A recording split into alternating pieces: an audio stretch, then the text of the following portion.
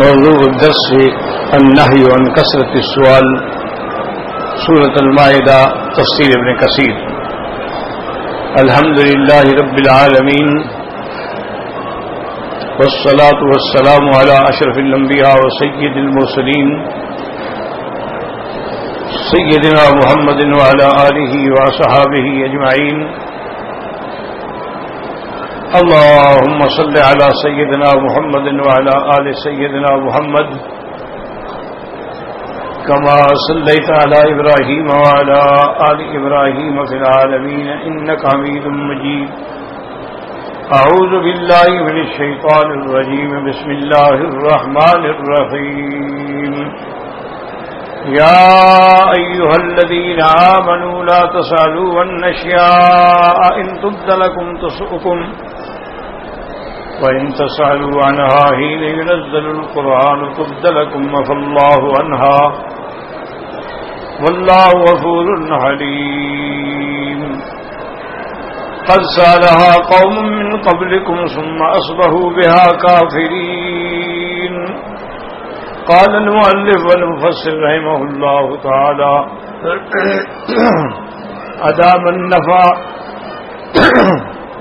أدام النفع بعلومه وعلومكم في الدارين آمين إلى أن قال. ثم قال البخاري رحمه الله تعالى: حدثنا الفضل بن السهل قال حدثنا أبو النصر قال حدثنا أبو خيثمة قال حدثنا أبو الجويرية عن ابن عباس رضي الله عنهما قال: كان قوم يسألون رسول الله استهزاء فيقول الرجل: من أبي؟ ويقول الرجل: ظل أين ناقتي؟ فأنزل الله فيهم هذه الآية: يا أيها الذين آمنوا لا تسألوا عن أشياء إن تبد لكم تسؤكم حتى فرغ من الآية كلها. تفرد به البخاري رحمه الله تعالى. اس روایت میں حضرت امام بخاری رحمۃ اللہ علیہ نے یہ روایت نقل فرمائی ہے. حضرت ابن عباس رضی اللہ تعالیٰ عنہما فرماتی ہیں کہ کبھی کبھی لوگ جو ہیں نعوذ باللہ بطور استہزاء بھی حضور سے سوال کرتے تھے کہ بتائیں کہ میرا باپ کون ہے. اور کوئی آدمی جس کی کوئی اونٹنی گم ہو گئی تو کہتا کہ کام میری اونٹنی کہاں ہے. تو اس میں اللہ نے یہ آیات نازل کی کہ اللہ کے نبی سے ایسے سوالات نہ کیے کرو. حدثنا منصور بن وردان الاسدی قال حدثنا علی بن عبد الاعلی النبی ان بالبختری وهو سعید بن فیروز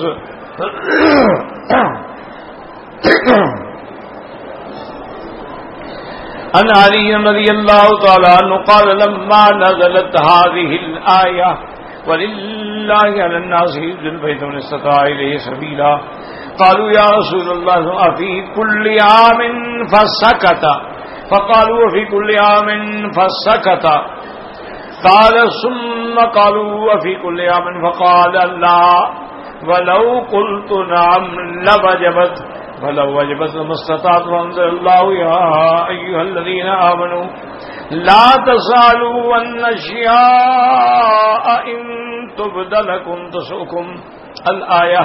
وكذا رواه الترمذي الماجه من طريق منصور بن وردان به وقال الترمذي من غريب من هذا الوجه. وسمعت البخاري يقول ابو البختري لم يدرك عليا. اس روایت میں آتا ہے کہ حضرت علی رضی اللہ تعالیٰ عنہ فرماتے ہیں کہ جب یہ آیت نازل ہوئی کہ اللہ نے لوگوں پر حج فرض فرما دیا ہے تو صحابہ نے پوچھا کہ یا رسول اللہ ہر سال فرض ہوگا؟ تو حضور پاک خاموش رہے. صحابہ نے پھر پوچھا افی کل عام یا رسول اللہ ہر سال میں فرض ہوگا؟ آپ خاموش رہے. حتیٰ کہ تیسرے دفعہ بھی صحابہ نے پوچھا کہ یا رسول اللہ یہ حج فرض جو ہو گیا ہے اب ہر سال فرض ہوگا؟ تو آپ نے فرمایا کہ نہیں، ہر سال فرض نہیں ہوگا، زندگی میں ایک دفعہ فرض ہے. اور فرمایا ایسے سوال نہ کیا کرو. اگر میں کہہ دیتا نعم کہ ہاں تو اللہ ہر سال فرض کر دیتے تو اس کے بعد تم ادا بھی نہ کر سکتے تو پھر خدا کو کیا جواب دیتے. اس لیے ایسے سوال نہ کیا کرو جو سوال کل ظاہر ہوں تو تمہارے لیے تکلیف کا باعث بن جائے. وقال ابن جرير حدثنا ابو قريب قال حدثنا عبد الرحيم بن سليمان ابراهيم بن مسلم الهجري عن ابن اياد النبي رضي الله تعالى عنه قال قال رسول الله ان الله كتب عليكم الحج، اللہ نے حج فرض کر دیا ہے. فقال رجل في كل عام يا رسول الله کہ ہر سال. ثم اعرض عنه، حضور نے رخ پھیر لیا. ثم عاد مرتين او ثلاثا، پھر اس نے 2 دفعہ یا 3 دفعہ پھر وہی سوال کیا.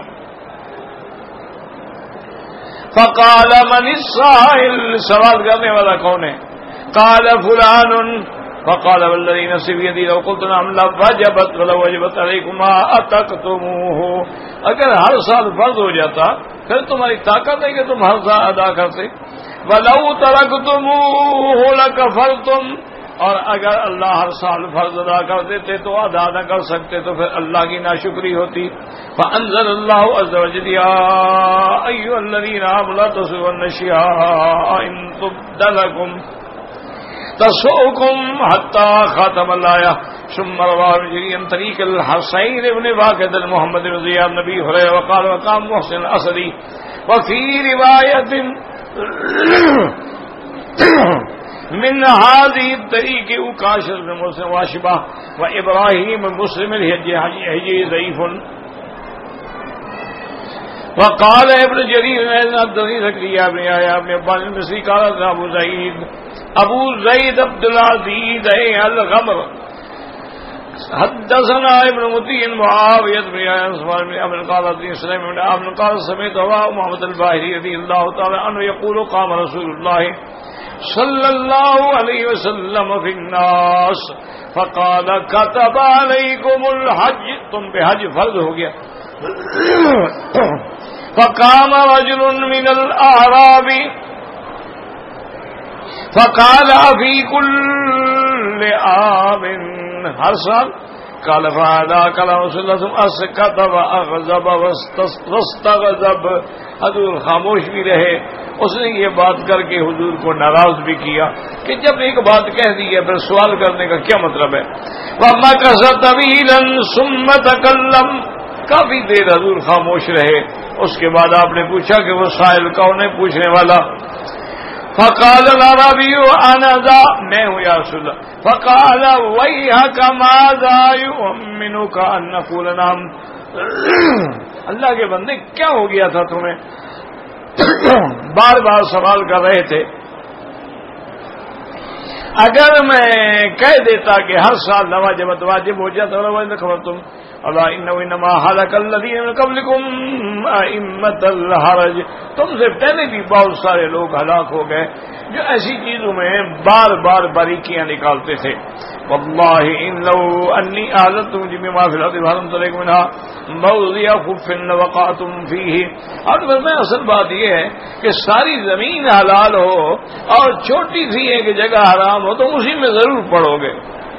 قال فانزل الله عز وجل يا ايها الذين لا تسووا النساء ان تبد لكم تسؤكم الى اخر آية في اسناد ضعف. وظاهر الآية النهي عن السؤال عن الاشیاء التي اذا علم بها الشخص ساعته. اصل بات یہی ہے کہ ایسے بارے میں سوال کرنا کہ اگر اللہ اس راز کو ظاہر کر دے تو پھر اس کو برا لگے. فالاولا الاعراض عنها وتركها، ایسی باتوں کو چھوڑ دو، پوچھا ہی نہ کرو.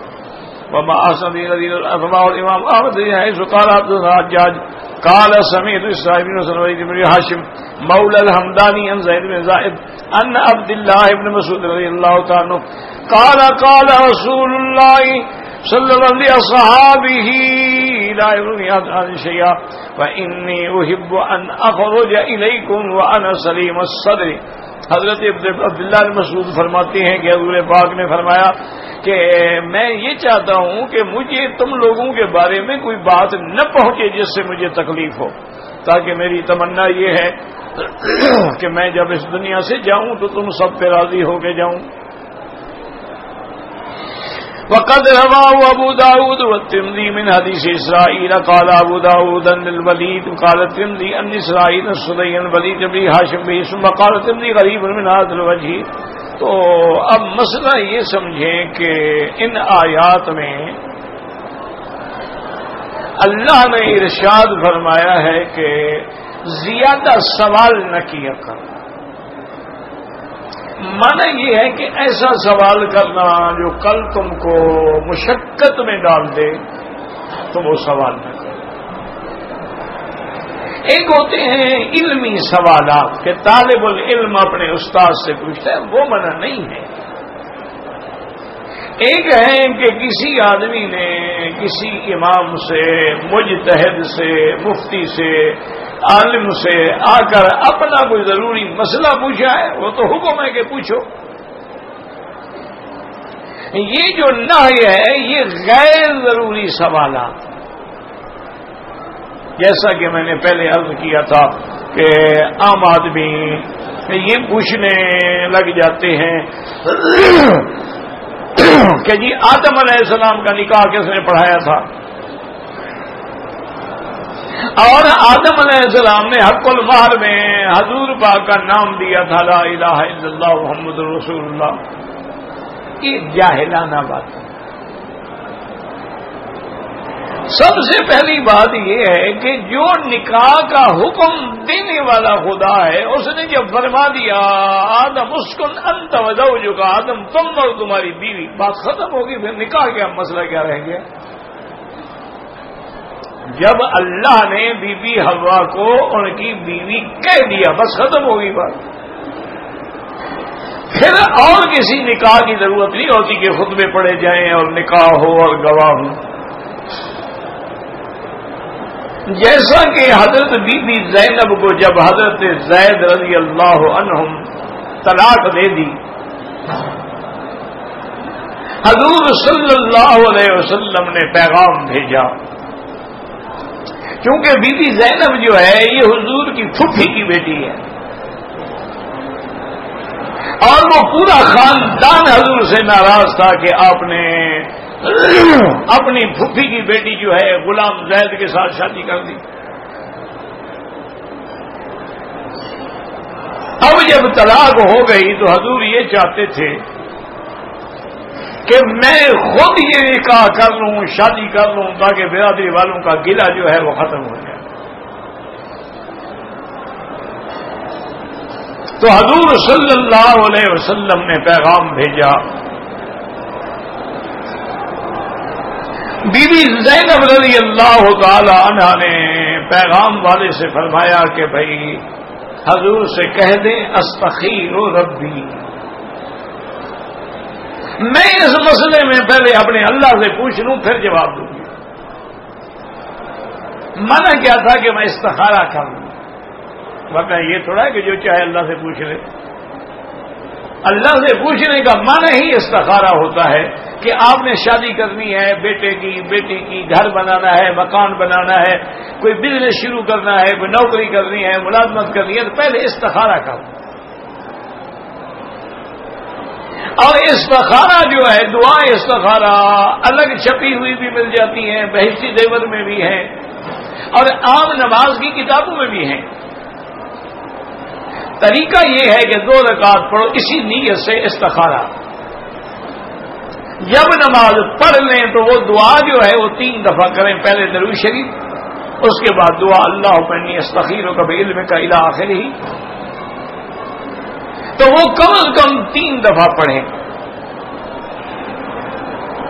اور اس کے بعد اگر کوئی طبیعت میں چیز واضح ہو جائے ٹھیک ہے، نہ ہو تو پھر پڑھیں حتیٰ کہ 7 راتوں تک استخارہ کرتے رہیں.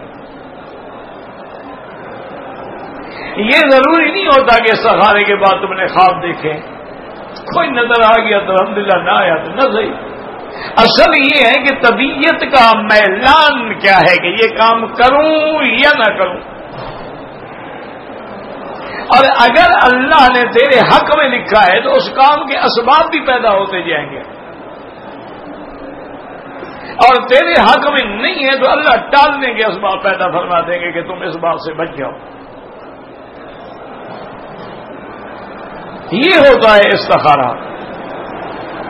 اور یہاں پر ایک اور ہمارے یہاں بہت بڑا رواج بن گیا ہے. لوگ آتے ہیں مولوی کے پاس، پیر کے پاس، جی آپ استخارہ کر دیں. یہ سنت کے خلاف ہے. ہر آدمی اپنے کام کا خود استخارہ کرے.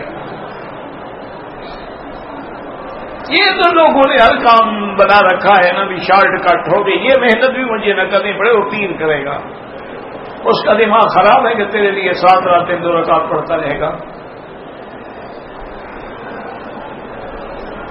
تو استخارے کا معنی ہی یہ ہوتا ہے کہ جس لڑکی کا نکاح ہے وہ خود کرے.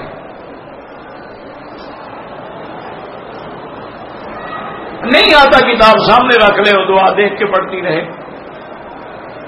اچھا کبھی کبھی یہ بھی ہوتا ہے کہ جلدی ایک کام آ گیا ہے اور اس میں ٹائم نہیں ہے، تو وہ بھی استخارہ ہے کہ کہیں اللہم خر لی فاختر لی، اللہم خر لی فاختر لی، اللہم خر لی فاختر لی. 3 دفعہ پڑھے اور چلے جائیں. اللہ کو منظور ہے تو کام ہو جائے گا، نہیں ہے تو رک جائے گا.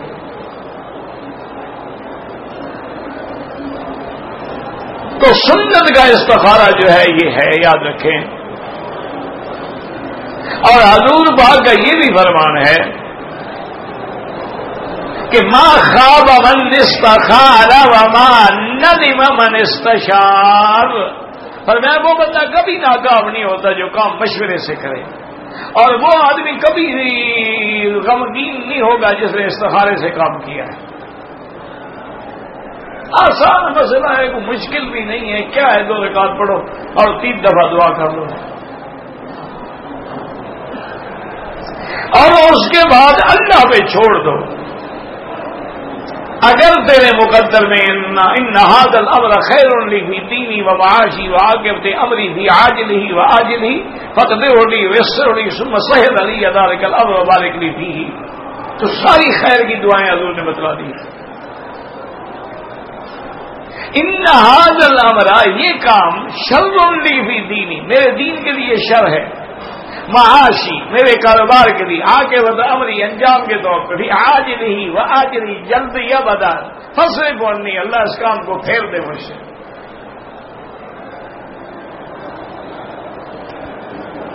تو اب جناب یہ امام دیکھیں کہ پیغام بھیجنے والے حضرت محمد مصطفیٰ ہیں صلی اللہ علیہ وسلم، لیکن بی بی سنت کی اتنی پابند ہے کہ فرمایا کہ حضور کو السلام عرض کریں اور کہیں انی استخیر ربی، میں اللہ سے استخارہ کر رہا ہوں. اور یہاں پر بھی بعض جھوٹے عاشقوں نے ایسی ایسی کہانیاں کتابوں میں لکھی ہیں، انا للہ و انا الیہ راجعون. یہ نہیں ہے کہ وہ شیعہ تھے یا وہ قادیانی تھے یا وہ باطل فرقے کے خوارج تھے، عبادی تھے، مقدری تھے. نہیں، اب آپ کے لوگ ہیں سنت کہلانے والے، اور اپنے آپ کو عاشق رسول کہلانے والوں نے کتابوں میں لکھا ہے کہ بی بی زینب ایک دن اپنے گھر میں کھڑے ہوئے اپنے غسل کرنے کے بعد بال سکھا رہی تھی. حضور کی نظر پڑی تو حضور عاشق ہو گئے، اور اسی عشق کی وجہ سے حضور نے زید سے طلاق دلا کے خود شادی کر دی. یہ عشق رسول کا ہے، حضور کی توہین ہے. انا للہ و انا الیہ راجعون. یاد رکھو، یعنی اتنے بڑے جاہل ہیں یہ بھی نہیں دیکھتے کہ جھوٹ کچھ طریقے کا تو بولو نا. بھائی جھوٹ بول رہے ہو تو کوئی جھوٹ کے بھی تو سر پیر ہونا چاہیے نا. وہ حضرت عطاء اللہ شاہ بخاری رحمۃ اللہ علیہ بیٹھے تھے ایک دفعہ، تو کہنے لگے یار میرا بڑا دل کرتا ہے، میں رات دل میں خیال آتا ہے کہ میں سارے ملک میں تقریریں کر کے بچے کو یہ یاد کراؤں کہ جب کلمہ پڑھو لا الہ الا اللہ محمد الرسول اللہ تو آگے پڑھا کرو لا نبی بعدہ ولا رسول بعدہ. لیکن فرمایا بھائی مجھے ڈر لگتا ہے کہ کہیں علماء اور مفتی فتویٰ نہ دے دیں کہ شاہ جی نے اللہ کے کلمے کو تبدیل کر دیا ہے. ایک شیعہ ہوتا تھا مظفر، وہ شیعہ کا بہت بڑا لیڈر تھا، مظفر علی شمسی. وہ شاہ جی رحمت اللہ علیہ کا عاشق تھا.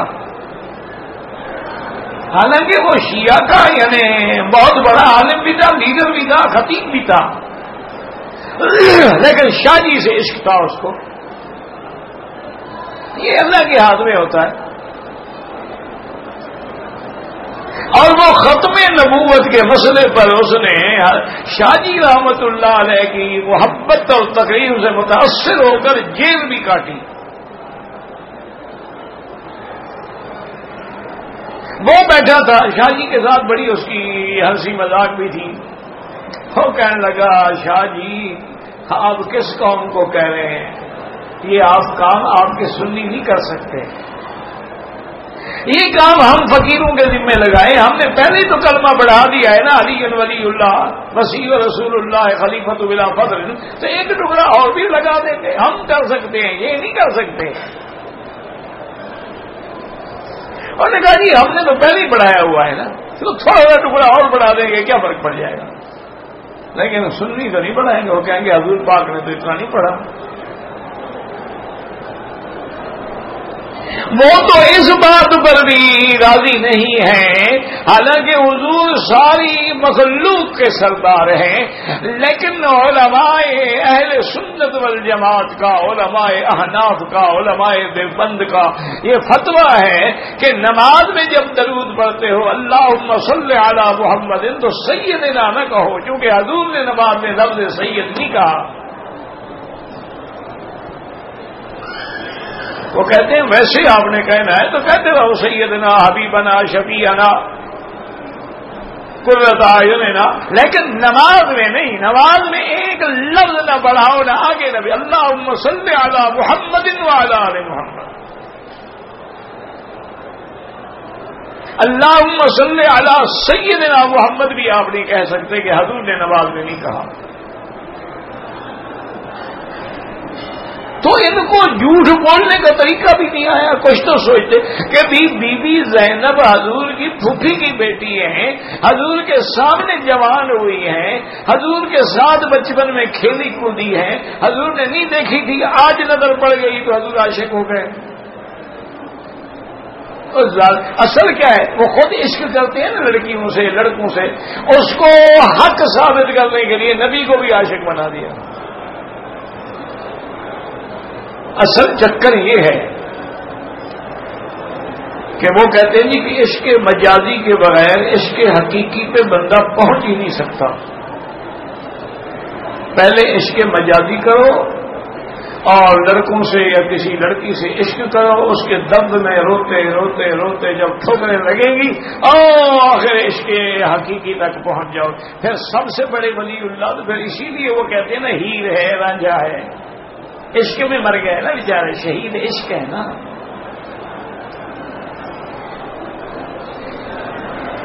انا للہ و انا الیہ راجعون.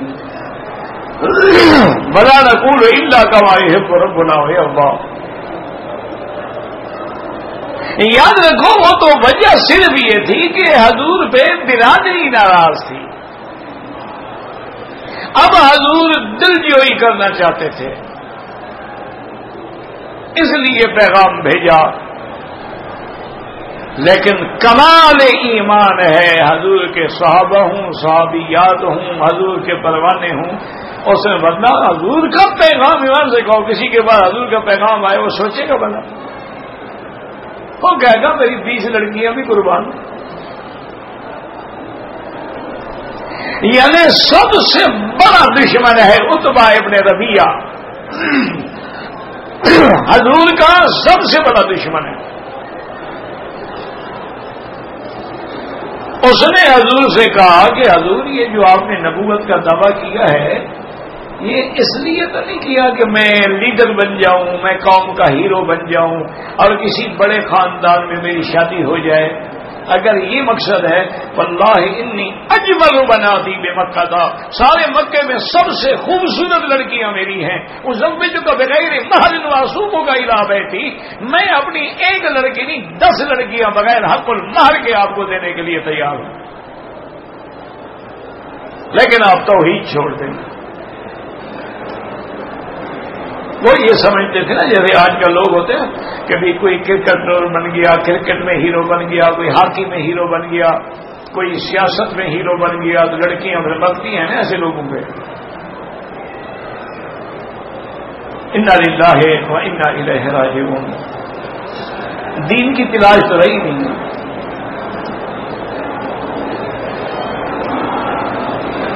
یہ ہے دین کہ پیغام دینے والا محمد مصطفیٰ ہو۔ اچھا شریعت میں بھی ہے کہ اگر ایک بات واضح ہے کہ یہ خیر ہے، اس میں پھر استخارہ کیا کرنا ہے؟ بھائی استخارہ تو یہ کرنا ہوتا ہے نا کہ یہ کام میرے لیے بہتر ہے یا بہتر، تو حضور سے نکاح کے بارے میں بھی کچھ سوچا جا سکتا ہے کہ بہتر نہیں ہے۔ حضرت حسن رضی اللہ عنہ ایک مہینے میں 2 3 شادیاں بھی کر لیتے تھے، تو حضرت حسین نے بڑا منع کیا کہ بھائی یہ کیا کرتے ہو، تم نے شریعت کو مذاق بنا رکھا ہے، نکاح کیا طلاق دے دی، نکاح کیا طلاق دے دی، اور لوگوں کی لڑکیوں سے کھیلتے ہو کہ 5 10 دن 15 دن ان کی جوانی لوٹ کے بھگا دیا۔ حضرت نے فرمایا کہ حسین اصل بات یہ ہے جو مقصد ہے نا میرا وہ تمہیں پتہ نہیں ہے۔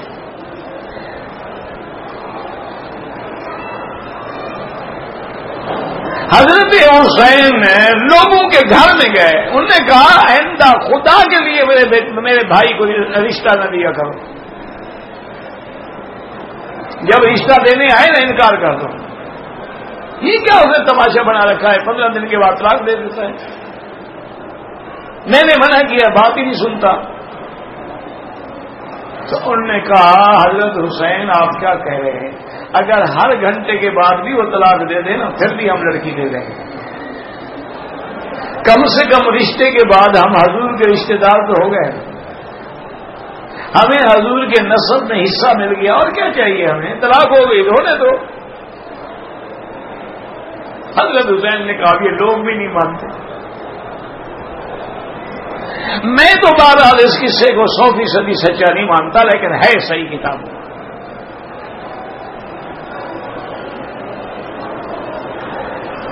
ایک اور آگے بھی ہم نے بڑی عجیب ایک بات لکھی ہے، میرا دماغ میں تو نہیں آتی، میں تو سمجھتا ہوں ایسی باتیں جو ہے نا یہ کوئی ضعیف قسم کے لوگ جو ہیں نا جی، جیسے میں نے پہلے عاشقوں کی بات آپ کو سنائی ہے، یہ بھی اسی قسم کے لوگ ہیں۔ کوئی آگے لکھا ہے کہ حضرت حسین نے پھر مجبور کیا تو انہوں نے کہا کہ جناب بھائی جان میں نے سنا ہے دنیا میں اللہ ایک عورت ایسی پیدا کریں گے جو خاوند کو ملنے کے بعد ہر رات کنواری ہو جائے گی، میں وہ عورت تلاش کر رہا ہوں۔ تو حضرت حسین نے فرمایا وہ عورت میری بیوی بن چکی ہے، اب لوگوں کو معافی دو۔ میں نہیں مانتا اس قصے کو، یہ سارے شیعہ کے ٹوٹکے ہیں جو اندر ڈال دیتے ہیں ہمیں بےمان کرنے کے لیے۔ یار حضرت حسین حسن کی یہی شان ہے کہ تمہاری لڑکیاں ڈھونڈتے رہے۔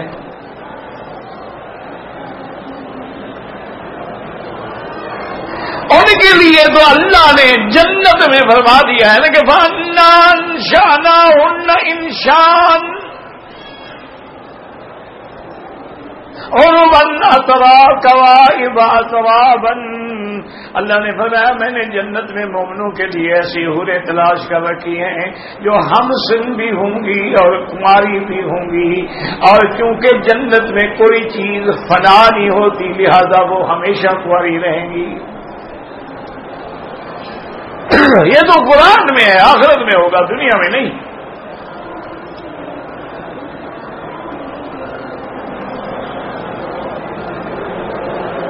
اور بی بی زینب نے کہہ دیا انی استخیر ربی، قاصد واپس چلا گیا، بی بی زینب فرماتی ہے تھوڑی دیر گزری میں حیران ہو گئی کہ دوپہر کا وقت ہے اور حضور کبھی ہمارے گھر میں نہیں آئے، اور اگر آتے تو حضور پہلے اذن لیتے تھے، اجازت لیتے تھے، اطلاع دیتے تھے کہ میں آ رہا ہوں، اور حضور نے اطلاع بھی نہیں دی، اذن بھی نہیں مانگا۔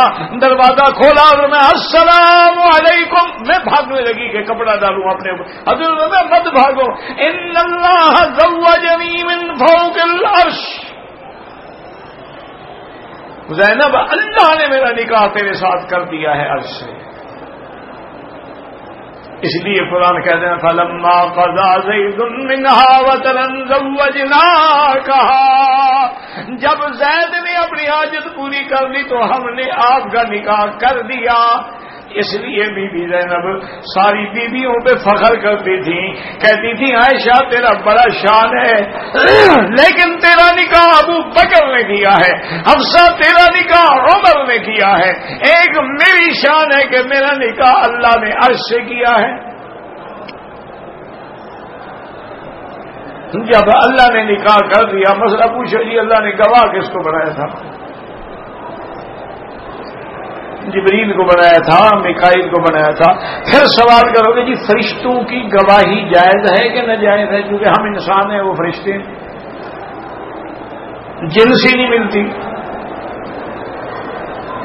انا للہ، ان سوالات سے اللہ نے منع کیا ہے کہ ایسے سوال نہ کرو جن کا تمہارے ساتھ کوئی تعلق نہیں ہے۔ اب اگر حضور فرما دیتے کہ نعم تو ہر سال حج فرض ہو جاتا، کون پورا کرتا؟ اس لیے ایک ہے علمی اسی لیے صحابہ پہ اللہ تبارک و تعالیٰ کی شان ہے، صحابہ نے جو سوال کیے نا قرآن میں، ایک دو سوال بھی چند ہیں لیکن وہ ایسے سوال ہیں کہ جن کا فائدہ قیامت تک امت محمد مصطفیٰ کو ہوگا۔ قرآن میں ہے نا یسألونک عن الأہلہ، صحابہ نے پوچھا حضور یہ چاند جو ہے کبھی گھٹتا ہے کبھی بڑھتا ہے، پھر گھٹتا ہے پھر بڑھتا ہے، یہ کیا مسئلہ ہے کہ ابتدا میں حلال ہوتا ہے، پھر قمر بنتا ہے، پھر بدر بنتا ہے، پھر گھٹنا شروع ہو جاتا ہے؟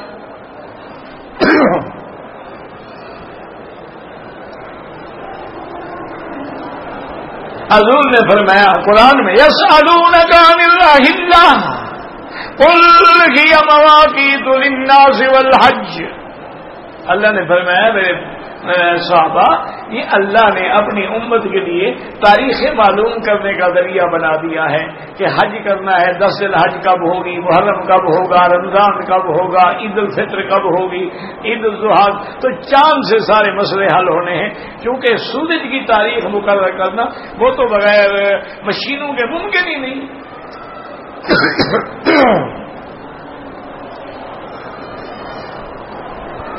اور چاند جو ہے یہ عام جاہل آدمی بھی دیکھ کے کہہ دیتا ہے جی چاند بڑا لگتا ہے، پہلی کا نہیں لگتا، دوسری کا ہے، آج ہی چاند 14ویں کا لگتا ہے۔ اب سورج کے لیے تو پھر باقاعدہ مشینیں اور جہاز رکھنے پڑیں گے نا، تب اس کی رفتار کا پتہ کرو گے۔ اچھا یہ سوال صحابہ نے کیا تو پوری امت کا مسئلہ حل ہو گیا نا کہ بھئی رمضان ہے، حج ہے، ہر شے تاریخ جو ہے وہ قمری ہوگی، شمسی نہیں ہوگی، مسئلہ حل ہو گیا۔ یسألونک عن المحیض قل هو أذى فاعتزلوا النساء في المحيض فلا تقربوهن حتى يطهرن، اللہ کے نبی سے پوچھا صحابہ نے کہ حضور اگر عورت کو حیض آ جائے تو کیا مسئلہ ہے؟ حضور پاک نے فرمایا کہ اگر عورت کو حیض آ جائے تو آدمی عورت کے قریب نہ جائے، اس سے جماع نہیں کر سکتا ہے، اور جب تک کہ وہ پاک نہ ہو جائے فلا تقربوهن حتى يطهرن فإذا تطهرن فاتوهن من حيث أمركم الله، تو مسئلہ حل ہو گیا۔ کہ بھئی کیا، کیونکہ افراد و تفریق تھی نا جی، کہ یہودیوں کے نزدیک یہ تھا کہ عورت کو اگر حیض آ جائے نا اس کو گھر میں بھی نہیں رہنے دیتے تھے، الگ اس کا کمرہ ہوتا تھا، وہاں پڑی رہے، برتن الگ، پینا الگ، کھانا الگ، جس کپڑے کو ہاتھ لگائے، کھانے کو ہاتھ لگائے وہ حرام ہو جاتا تھا۔ اور کچھ لوگ ایسے بھی پیدا ہو گئے جو حیض کے اندر بھی امیریش ملتے رہتے تھے، تو اللہ نے حد مقرر کر دی کہ حیض کے اندر جماع منع ہے، باقی کٹھے بیٹھ کے کھانا پینا، مرد کا کھانا پکانا، کپڑے دھونا، کپڑے دینا، بچوں کو سنبھال، یہ کوئی منع نہیں، ایک بستر میں کٹھے سونا کوئی منع نہیں، صرف جماع منع ہے۔ حتیٰ کہ بی بی عائشہ صدیقہ فرماتی ہیں کہ حضور نے فرمایا ناولینی الخمرۃ من المسجد، کہ مسجد سے مجھے یہ ایک چٹائی پکڑا دو، اور نے کہا انا حائض یا رسول اللہ، میں تو حیض میں ہوں۔ آپ نے فرمایا الحیضۃ لیست بیدک، حیض تیرے ہاتھوں میں ہے، کیا کہہ رہی ہو؟ حیض ہے تو ہے، یہ مانا تھوڑا ہے کہ مسجد سے چارپائی بھی نہ اٹھاؤ یا کوئی چٹائی بھی نہ اٹھاؤ۔ تو اللہ نے یہ مسئلے بھی ایسا صحابہ نے پوچھا کہ قیامت تک کے لیے حل ہو گیا۔ مثلا کون حل کر یسألونک عن الشہر الحرام، حرام مہینے جو ہیں حرمت والے 4 مہینے، حضور ان میں کیا حکم ہے؟ اسی طرح صحابہ نے پوچھا کہ حضور ہم کتنا خیرات کریں؟ یسألونک ماذا ينفقون، تو صحابہ کے یہ سوال تھے کہ جن سوالات سے پوری امت کو قیامت تک کے لیے فائدہ ہو گیا۔ ایک ہوتے ہیں بغیر ضروری سوال، تو وہ نہ پوچھا کریں۔ اچھا دوسرا مسئلہ اس حدیث میں ہے کہ حضور نے فرمایا اچھا جو پوچھنا ہے پوچھ لو۔ اسی سے بھی ہمارے بھائی جو ہے نا مسئلہ نکال دیتے ہیں کہ دیکھو جی حضور تو پھر حاضر ناظر بھی ہیں، عالم الغیب بھی ہیں، پوچھنا جو پوچھنا چاہتے ہو پوچھ لو۔ تو یاد رکھیں کہ اللہ تعالی کبھی چاہتے ہیں تو اپنے انبیاء پہ احوال ظاہر کر دیتے ہیں، اور کبھی چاہتے ہیں نہیں کرتے۔ وہ ایک گھڑی تھی، فرمایا اللہ نے مجھے بتایا پوچھو کیا پوچھنا ہے۔ اس کے بعد کئی سوال ہیں، حضور نے فرمایا کہ جب تک وحی نہ آئے میں جواب ہی نہیں دے سکتا۔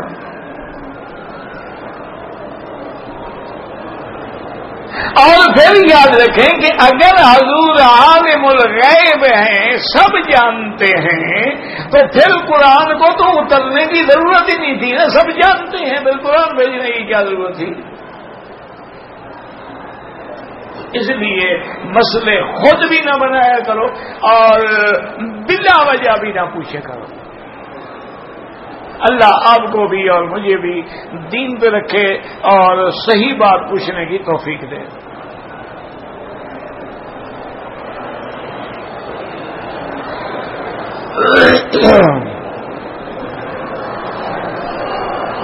کہتے جی کہ کعبۃ اللہ میں چاروں امام، یہ اس دور کی بات ہے جب یہاں پر ترکوں کی حکومت تھی، عثمانی حکومت تھی، تو اس وقت چونکہ 4 ائمہ کا تھا تو ہر امام کے اپنے وقت میں جماعت ہوتی تھی۔ اچھا ہے کہ الحمدللہ اللہ نے اس حکومت کو جو ہے خیر دے کے انہیں سب کو ایک پہ اکٹھا کر دیا۔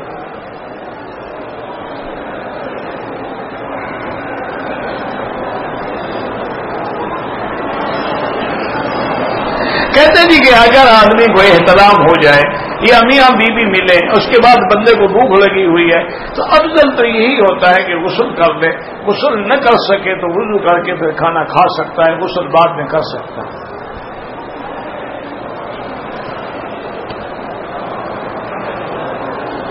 تشہد کی انگلی جو ہے یہ نفی اس بات کی علامت ہے کہ لا الہ، کوئی الہ، کوئی معبود برحق نہیں الا اللہ، بس۔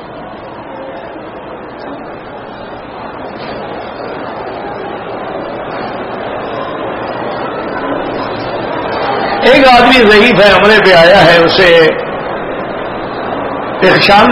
پخانہ اور پیشاب کی بیماری ہے، احرام نہیں باندھا، پھر آنے کی کیا ضرورت تھی، کسی اور کو بھیج دیتا نا۔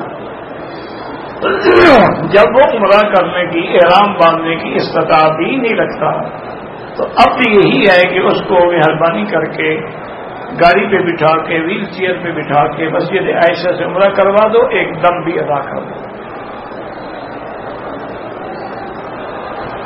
اب اس کا بیٹا کرے گا، پہلے بیٹے نے کیوں نہیں کر لیا؟ اب تو آ گیا ہے وہ۔ بچہ جو ہے بیمار ہے، اللہ شفا عطا فرمائے۔ صفا مروہ دوڑنے کے بعد کوئی 2 رکعت نہیں پڑھی جاتی، 2 رکعت طواف کے بعد ہے۔ مسجد عائشہ سے دوسری بار عمرہ کریں یا 100 بار کریں، افضل یہ ہے کہ طواف بھی ادا کرو، لیکن اگر کوئی نفلی عمرے کرنا چاہتے ہیں کر سکتا ہے۔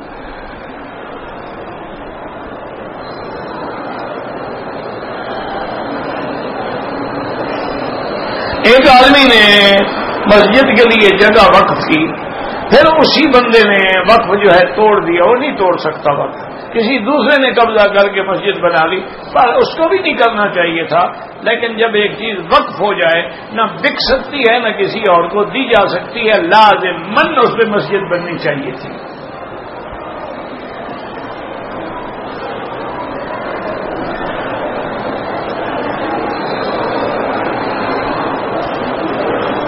میں جماعت اسلامی کی رکن ہوں، مجھے تو پہلے بیٹی یہ بھی پتا نا، جب سارے جماعت اسلامی ہیں نا، تو ایک تھوڑا ہے، جتنی جماعتیں ہیں وہ ساری کی ساری اسلامی ہیں، کوئی جماعت کافرہ بھی ہے آپ کے ملک میں؟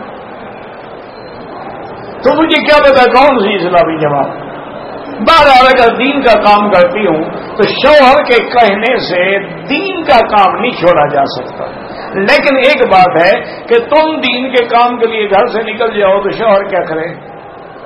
اس کے حقوق ادا کرنے کے بعد جو ٹائم بچے اس میں دین کا کام کرو، بالکل کرو۔ بہرحال غلاف کعبہ کو بوسہ دینا منع ہے، دے دیا ہو گیا، اللہ تبارک و تعالی غلطی معاف فرمائے، کوئی دم شم نہیں۔ محمد بلال نام رکھنا درست ہے، بالکل درست ہے، لیکن یاد رکھو کہ محمد خود اس سے پیارا نام اور کوئی ہے بلا؟ تو محمد مستقل نام ہے، بلال مستقل نام ہے، یہ جو ہم سب کو ملا دیتے ہیں یہ ٹھیک نہیں ہے، ایسے رکھ لیا ہے ٹھیک ہے۔ ایک آدمی بیمار ہے، اللہ شفا دے، اللہ ہر بیمار کو شفا دے۔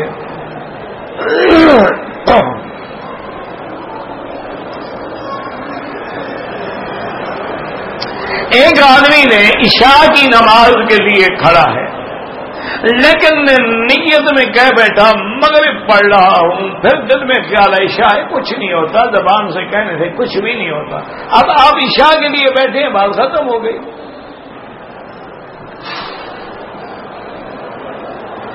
میں پاکستان سے آیا ہوں، 10 دن مکے میں اور 10 دن مدینے میں رہوں گا انشاءاللہ، نماز قصر پڑھنی ہوگی۔ اگر اکیلے پڑھو، امام کے پیچھے پوری پڑھو گے۔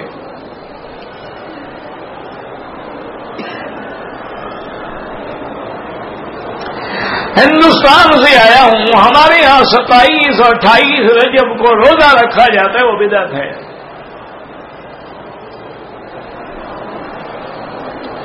ہمارے ہاں مصیبت یہ ہے رمضان کا روزہ نہیں رکھیں گے، جو فرض ہے، جو بدعت ہے وہ ضرور رکھیں گے۔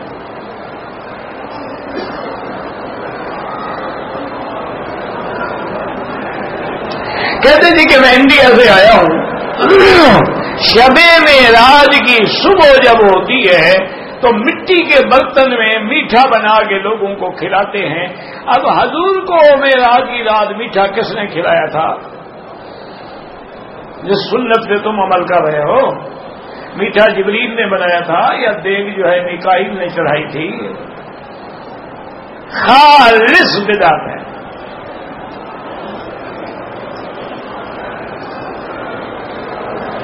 میرے ابو کو آنکھوں میں کالا پانی آ رہا ہے، سب سے پہلی بات تو یہ ہے کہ زمزم لگائیں، زمزم پئیں، اللہ سے دعا کریں۔ اور بعض علماء نے یہ بھی لکھا ہے کہ قرآن کی آیت ہے نا، فَكَشَفْنَا عَنْكَ غِطَاءَكَ فَبَصَرُكَ الْيَوْمَ حَدِيدٌ، اور اسی طرح آیت ہے اللہ نور السماوات والارض، اور اسی طرح آیت ہے اذهبوا بقمیصی ھذا فالقوه علی وجه ابی یأت بصیرا۔ یہ صبح و شام اگر وہ ہاتھوں پہ دم کر کے آنکھوں پہ پھیر دیا کریں تو اللہ رحم کرے۔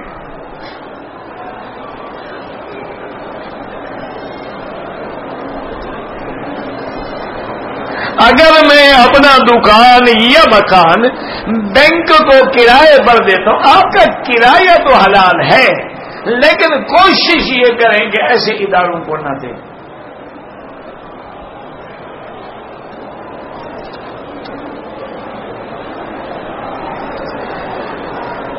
احرام کی حالت میں کندھا 7 چکروں میں کھلا رکھیں، بھول کے 3 میں رکھا کوئی بات نہیں۔ عمرے کے بعد طواف الوداع واجب نہیں ہے۔ اگر احرام کی حالت میں گرمی کی وجہ سے جا کے غسل کر لیں کوئی حرج نہیں۔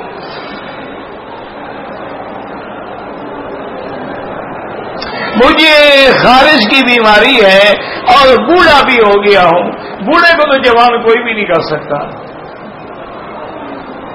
وہ کہتے ہیں نا جی، جو جا کے نہ آئے وہ جوانی دیکھی، اور جو آ کے نہ جائے وہ بڑھاپا دیکھا۔ اس کا تو علاج ہے کوئی نہیں۔ باقی خارش ہے، زمزم پیو، زمزم ڈالو، اللہ شفا دیں گے۔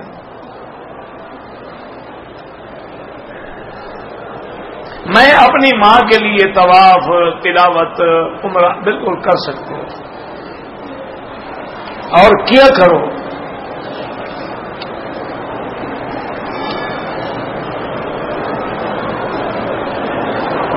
اگر چھوٹے چھوٹے قرآن کے اوراق ہیں جو پھٹ گئے ہیں تو ان کو اکٹھا کر کے کسی چیز میں ڈال کے پانی میں، دریا میں، کسی چیز میں ڈال دیں، یا کوئی مکان بن رہا ہوتا ہے تو اس کی دیواروں کی بنیادوں میں رکھ دیں تاکہ کسی کا پاؤں نہ آئے۔ لیکن اگر کوئی حل نہ ہو تو ان کو جلایا بھی جا سکتا ہے۔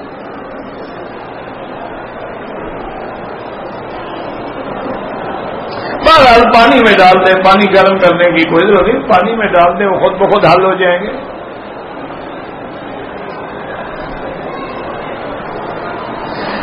الوداع طواف جو ہے جانے میں 1 ہفتہ ہے، کچھ ہماری لیڈیز بھی ہیں ان کو حیض آنے والا، نہیں تو عمرے میں طواف الوداع ہوتا ہی نہیں، حیض آ گیا نہ کرے بس۔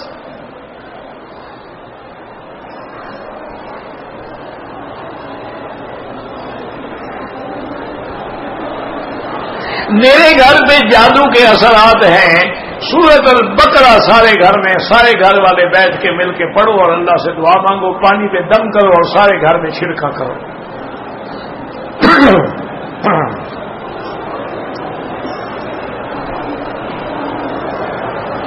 بہرحال جو آدمی مکے میں کام کے لیے آیا ہے، صرف امام ابو حنیفہ رحمۃ اللہ علیہ فرماتے ہیں کہ عمرہ بھی کرے اور دم بھی دے، باقی ائمہ کے نزدیک اس سے دم نہیں ہے کہ وہ کام کی نیت سے آیا ہے، عمرے کی نیت سے آیا ہی نہیں ہے۔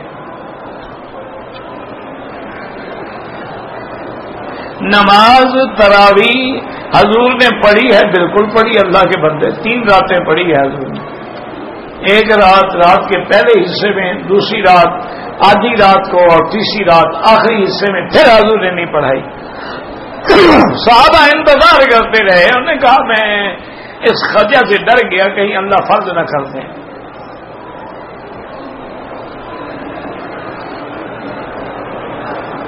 البیک میں جو گوشت وغیرہ، بروسٹ وغیرہ بنتے ہیں، چکن بنتے ہیں، بھی مجھے نہیں پتا اللہ کے بندے کہ ان کا گوشت یا مرغی کہاں سے آتی ہے۔ اگر وہ غیر ملکی مرغی ہے تو اس کا کھانا ٹھیک نہیں، اگر اس ملک کی مرغی ہے تو پھر ٹھیک ہے، خلیج کی ہے تو پھر ٹھیک ہے۔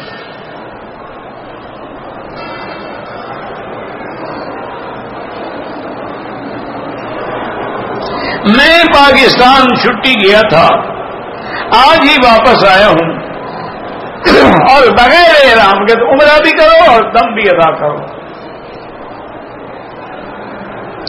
مجھ پہ قرضہ ہے، اس کا علاج یہ ہے کہ کثرت سے استغفار کیا کرو، اچھا جو بھی تمہیں استغفار یاد ہو، استغفر اللہ الذی لا الہ الا هو الحی القیوم واتوب الیہ، اگر یہ نہیں آتا استغفر اللہ ربی العظیم من کل ذنب واتوب الیہ، اگر یہ بھی نہیں آتا تو استغفر اللہ استغفر اللہ استغفر اللہ کم از کم ایک دن میں 2000 مرتبہ پڑھیں، اول آخر درود شریف، چلتے پھرتے دن ہے رات ہے، کاروبار میں کھڑے ہو، دکان میں کھڑے، پڑھتے رہو بس، انشاءاللہ قرضے بھی اتر جائیں گے اور آپ حیران ہوں گے کہ آپ کے رزق میں کیسے برکت ہوتی ہے، آپ سوچ بھی نہیں سکتے۔ ایک امریکہ سے آدمی ہے، ابھی وہ دوست ہے، اللہ اس کو جزائے خیر دے، وہ کافی پرانی بات ہے، میں تو بھول گیا، مجھے تو یاد ہی نہیں تھی، وہ پچھلے سال آیا تو اس نے کہا کہ حضرت میں ہر سال آپ کو ٹیلی فون کرتا ہوں کہ جی میں 8 دن کے بعد یا 10 دن کے بعد آ رہا ہوں، آپ بتائیں میں آپ کے لیے کیا لے کے آؤں؟ آپ ہمیشہ ٹال دیتے ہیں، اچھا بتا دوں گا، اچھا پھر بتا دوں گا، اچھا پھر بتا دوں گا، لیکن آج تک آپ نے بتایا نہیں۔ معلوم ہوتا ہے کہ آپ کے دماغ میں یہ ہے کہ میں غریب آدمی ہوں اور غریب کو کچھ کہوں گا تو بوجھ پڑے گا۔ میں واقعی اتنا مقروض ہو گیا تھا کہ میرا دکان بک گیا، گھر بک گیا، مکان بک گئے، پریشان ہو کے میں عمرے پہ آیا تھا، آپ نے مجھے ایک وظیفہ بتایا تھا استغفار کے بارے میں، وہ میں نے پڑھنا شروع کیا اور 2000 دفعہ جیسے آپ نے فرمایا تھا اس پہ عمل کیا، تو میرا ایک پلاٹ پڑا تھا جو میں بھول گیا تھا، اگر مجھے یاد ہوتا تو وہ بھی میں پہلے بیچ چکا ہوتا۔ ایک آدمی نے مجھے ٹیلی فون کیا کہ تمہارا فلاں جگہ ایک پلاٹ ہے، مجھے یاد ہے، کہاں ہے کیا بات ہے؟ انہوں نے کہا یار ایک بار پارٹی خریدنا چاہتی ہے تو بیچو گے؟ میں نے کہا بیچوں گا۔ انہوں نے کہا آپ کل آ جائیں سائٹ پہ، ان کو دکھائیں اور پھر بات۔ انہوں نے کہا مکی صاحب آپ سوچ سکتے ہیں کہ وہ پلاٹ میرا کتنے میں بکا ہوگا؟ میں نے کہا مجھے کیا پتا کتنے؟ انہوں نے کہا میں نے $2 کروڑ میں بیچا ہے اور لیا تھا میں نے $2 لاکھ میں۔ تو اللہ نے مجھے آپ کے وظیفے میں اتنا کچھ دے دیا ہے، آپ کہتے ہیں میرے لیے کچھ بھی نہ لے آؤ۔ میں غریب شریف نہیں ہوں، اب تو میں بہت بڑا آدمی ہوں وہاں کا۔ میں نے کہا چلو اللہ برکت دے۔ بہرحال میرے وظیفے سے نہیں، یہ قرآن کا فیصلہ ہے کہ جو استغفار کرتے ہیں یمددکم باموال وبنین، میں ان کے مال بھی بڑھا دیتا ہوں، اولاد بھی بڑھا دیتا ہوں۔ یہ تو قرآن کا مسئلہ ہے، مولوی مکی کا وظیفہ نہیں ہے یہ۔ تو بہرحال جو لوگ یقین سے پڑھتے، ایک کل کی بات ہے اسی حرم میں، کل وہ پتہ نہیں، ابھی وہ میرے دوست ہیں ضیاء صاحب راولپنڈی سے ہیں، تو کل مجھے ملے اور انہوں نے مجھے بتایا کہ مکی صاحب آپ کی تقریروں سے اور آپ کے کیسٹوں سے اور آپ کے البم سے یقین کریں کہ ہمارے علاقوں میں، ہمارے محلوں میں انقلاب آیا ہے، کتنی بدعتی تھے، کتنی مشرک تھے، کتنی قبر پرست تھے جن کے اللہ نے عقیدوں کی اصلاح کر دی ہے۔ اور دیکھا بھائی آپ کے کیسٹ ہم نے امریکہ میں پتہ نہیں کہاں کہاں بھیجے ہیں، اور کہنے لگا مکی صاحب آپ کو پتہ نہیں ہوگا، میں ایسے کئی 1-2 نہیں سینکڑوں آدمی جانتا ہوں جو تہجد میں دعا کرتے ہیں کہ اللہ ہماری عمر مکی صاحب کو عطا فرما دے۔ میں نے کہا وہ تو نہیں ملتی، وہ نہیں ملتی، لیکن اس سے پیدا ہوتا ہے کہ اللہ کسی کی عمر آسان کر دیتے ہیں، عمر نہیں بڑھتی ہے۔ تو اسی لیے ایک دفعہ بی بی عائشہ نے حضور سے کہا اطال اللہ عمرک یا رسول اللہ، حضور آپ کی عمر اللہ لمبی کرے۔ تو آپ نے فرمایا ضیاءت وقت کے عائشہ تم نے وقت ضائع کیا، عمر لمبی نہیں ہوتی، جو اللہ نے لکھ دی ہے وہی رہے گی۔ واللہ اعلم۔ ربنا تقبل منا انك انت السميع العليم وتب علينا انك انت التواب الرحيم يا حي يا قيوم يا ذا الجلال والاكرام يا ذا الجلال والاكرام يا ذا الجلال والاكرام يا الهنا اله كل شيء الها واحدا لا اله الا انت اللهم انت الميسر لكل يسير وانت على كل شيء قدير۔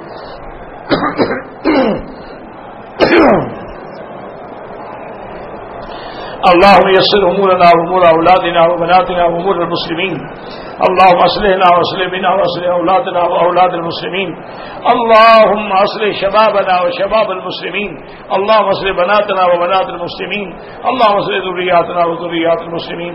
اللهم اصلح شاننا كلها ولا تكلنا الى انفسنا طرفة عين قط ولا اقل من ذلك. اللهم ارحم ضعفنا واجبر كسرنا واشفنا واشف مرضانا وارحم موتانا واستجب دعاءنا ولا تخيب رجاءنا برحمتك یا ارحم الراحمین. یا اللہ بیماروں کو شفا عطا فرما. یا اللہ بیماروں کو شفا عطا فرما. یا اللہ ہم سب کی ظاہری باطنی روحانی جسمانی بیماریاں دور فرما. یا اللہ ہماری پریشانیاں دور فرما. یا الہ العالمین عالم اسلام کی عزت کا فیصلہ فرما. یا اللہ کفر کی ذلت کا فیصلہ فرما. یا اللہ اس بلد الامین کو قیامت تک ہر فتنے سے محفوظ فرما. یا الہ العالمین مسلمان جس ملک میں ہیں ان کی جان مال آبرو عزت کی حفاظت فرما. یا اللہ بے دینوں کو دین عطا فرما. بے اولادوں کو اولاد عطا فرما. جن کی اولادیں ہیں ان کو صالح بنا. جن کے گھروں میں بچیاں ہیں ان کو خیر کے رشتے نصیب فرما. بے روزگاروں کو روزگار عطا فرما. قرض داروں کے قرض عطا فرما. یا اللہ ہمیں مانگنا بھی نہیں آتا بغیر مانگے عطا فرما. یا الہ العالمین تمام آنے والوں کے دامن اپنے رحمتوں سے بھر دے.